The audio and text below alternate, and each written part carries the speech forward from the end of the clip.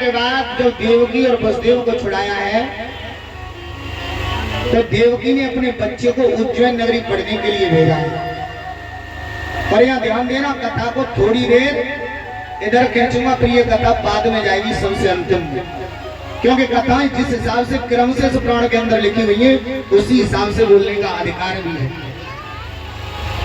भगवान कन्हैया को जो लेकर के उज्जैन नगरी जा रहे थे तो रास्तों में जंगल में राम राम की आवाज आई, और जब आवाज आई तो कन्हैया ने स्वार्थी से कहा जाओ जंगल में देख के आओ कौन राम राम कह करके पुकार रहा है। देखो देखो बच्चा आते हो लकड़ी तोड़ने आओ, अगर पैर में कांटो लग गया। कन्हैया से आकर के कह दिया भैया कोई बड़ी बात ना है, एक छोटा सा बच्चा है कांटो तोड़े, कांटो आके पैर में लग गए हो, लकड़ियां तोड़ने के लिए आओ। कन्हैया को क्रोध आ गया और कन्हैया ने कहा सारथी तू कांटे के दर्द को दर्द नहीं समझता, वैसे तो दुख बहुत है, दुख में दुख चार, भ्रात मरण भूमि हरणा, अरे पुत्र सुख ओरड़ा। सारथी वैसे तो दुख बहुत है, पर दुखों में चार दुख है, मगर थोड़ी देर के लिए कहूँ पैर में कांटो लग जाए तो वो भी दुख है। चल तू हट, मैं जाता हूँ। कन्हैया गए और जाकर के उस बच्चे के पैर में से कांटे को निकाला और दोनों की मित्रता हुई। कन्हैया ने पूछा तेरा नाम क्या है, तो वो भक्त बोला भैया मेरा नाम है सुदामा। और सुदामा ने पूछा भैया तूने मेरा नाम पूछ लिया अपना नहीं बताया। कन्हैया कह रहे मेरे नाम गिनते गिनते तो तू नींद आ जाएगी, मगर मेरे नाम नहीं सुन पाएगा। अनेक नाम है मगर मेरी मैया मुझे कन्हैया कह करके पुकारती है। ध्यान देना, कन्हैया और सुदामा की मित्रता जंगल के बीच में हुई है और लड़ाई जंगल के बीच में।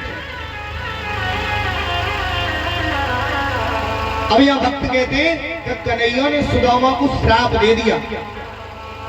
भागवत के अंदर कहीं श्राप नहीं है, तो भैया का अलग पुराण तो पढ़े हो तो कह नहीं सकते।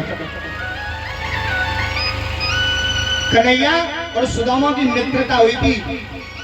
अगर आपके सामने कोई भारी भरकम आदमी आ जावे, अच्छो आ जाए चाहे गरीब आ जाए, और आपकी नई नई मित्रता हुई हो, क्या आप उसे 2-4 दिन में कष्ट दे सकते हो?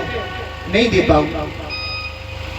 तुम्हारी आत्मा इतनी चलेगी कि पतो नहीं जाके मैं कहा कर दूं, क्योंकि मेरी नई नई मित्रता ही है।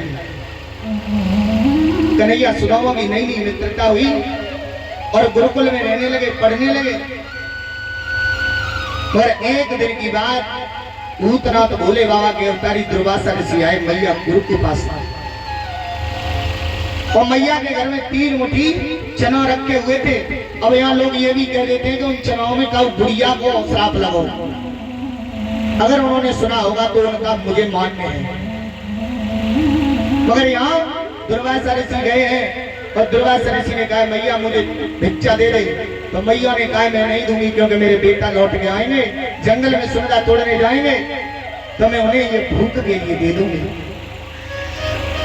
मैया ने जानबूझ के वो चना नहीं दिए तो दुर्वासा ऋषि को क्रोध आ गया, क्योंकि क्रोध में परशुराम और दुर्वासा ऋषि ऐसे दिखाए गए जो संत जिन्हें हाल क्रोध आता है। दुर्वासा ऋषि ने कहा मैया तूने जानबूझ के मुझे चना नहीं दिए, तो सुन, जो भी इन चनाओं को और केवल बात को तक कह पाई थी,